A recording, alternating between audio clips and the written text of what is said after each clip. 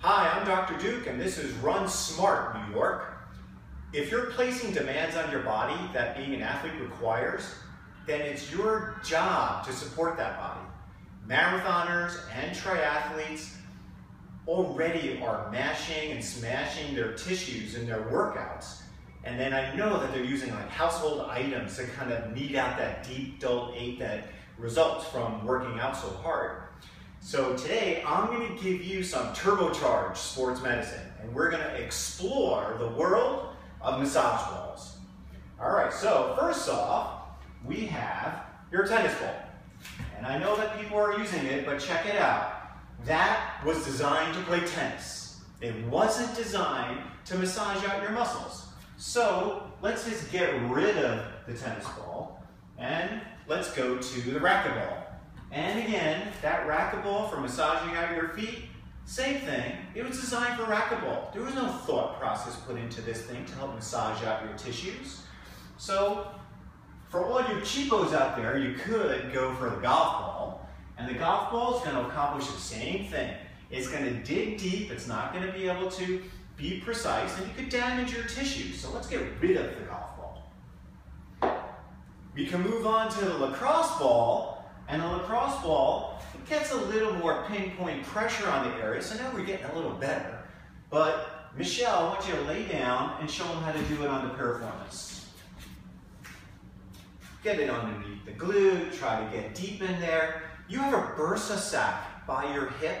If you use that lacrosse ball too much, you're just going to give yourself bursitis. So if you want to stay injured, go ahead and use a lacrosse ball. So let's get rid of this thing.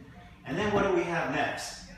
We have the yoga ball. A little bigger, a little softer. So not a bad choice. You can see her face. She's kind of enjoying this one. Not bad.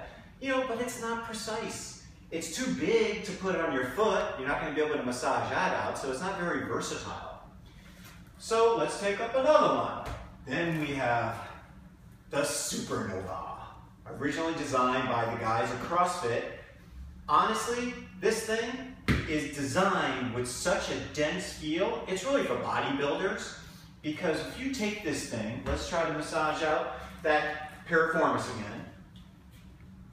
Man, that has zero forgiveness, and the grooves on there, they're not really designed to knead into your tissue. I think the guy originally designed it to work on the hip flexor. Let's try it out. Let's see what he did. Let's get underneath her hip flexor, the psoas, the rec fem. First of all, is her body contorted? I mean, if you're going to take that item and dig into your hip flexors, I got news for you. You may want to see a professional if you have pain in that area, because there's blood vessels and there's nerves, and you can irritate the heck out of that spot. Now, before I trash it, I will say this. It does have a purpose. If you're a triathlete and you swim and you bike and you get that hunched over posture, this is a great device to kind of work out the front of your pec. So get on top of the pec and create just a little nice slow motion going forward. Yeah, that way you're actively moving the lats and the pecs. And now this Supernova, it has a purpose. So I wouldn't use it on other body parts because it's really way too aggressive. But it certainly looks cool in your workout bag. All right, next up, we have the trigger therapy balls. There's green ones, there's red ones. But in all seriousness, they have really good density. They have a little bit of forgiveness. My advice, go for the red one if you're gonna get one of these, because the red one is larger and more dense, and after a while, you're going to be craving something that digs in a little bit better. Let's try this one out on the Piriformis in that hip area.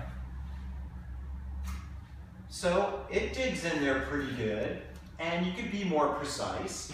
It's much more forgiving than a lacrosse ball, and it's not as forgiving as that big yoga ball, so I kind of like the combination of both. However, we do have something, and this guy is my favorite. This is the Beastie Ball.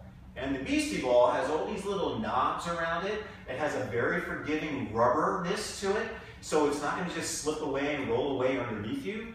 So let's take this and put it over your TFL area on the outer part of your hip. Roll on it a little bit. Well, that's not your TFL, but we'll forgive her for that. So how about get the piriformis with it? That's it. Cross your leg over. Tilt a little bit into it. See, this has a little more myofascial release. I want to explain to you what that means. Lie on your stomach for me, Michelle. Myofascial release or fascial release is this. You're going to take the tissue and you're trying to knead it out. You're trying to move the skin off of the muscles.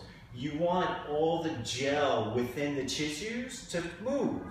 And when you take the Beastie Ball versus the other ones, you're not just compressing it, you're actually getting some of that release when you use it. So by far, here, stand up for me. This one's terrific for the plantar fascia.